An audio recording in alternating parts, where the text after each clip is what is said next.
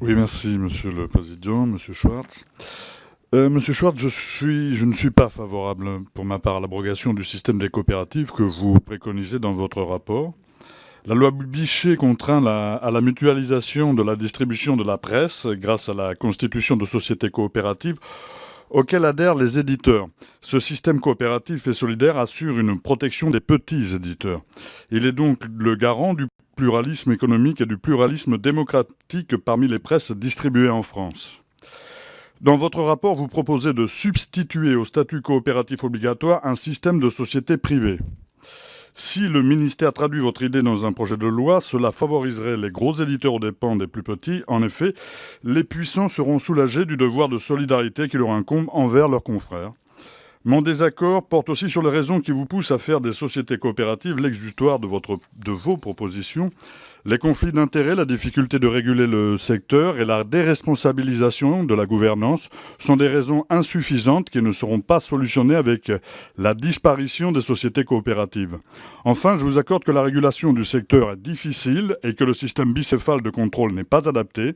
Il crée des situations de blocage comme celle de 2011-2012 où le Conseil supérieur des messageries de presse et l'autorité de régulation de la distribution de la presse s'opposaient sur le gel des possibilités de transfert des éditeurs de Prestalis vers les messageries lyonnaises de presse.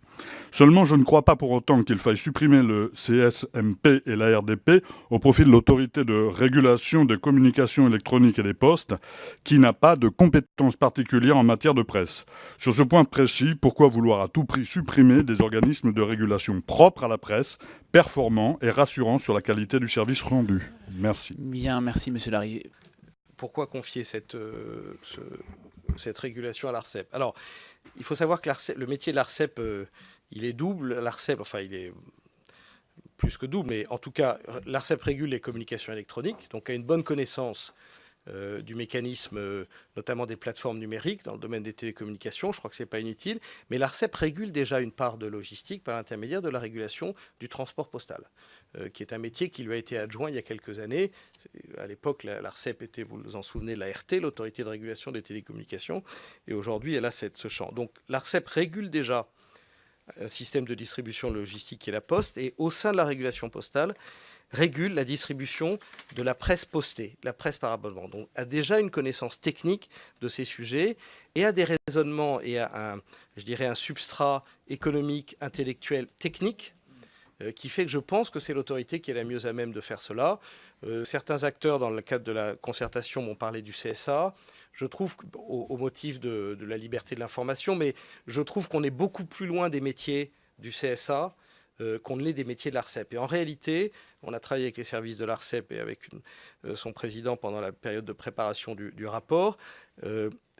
Leur réaction était très professionnelle sur les sujets dont on parle et ils nous ont pointé du doigt un certain nombre de points de difficulté.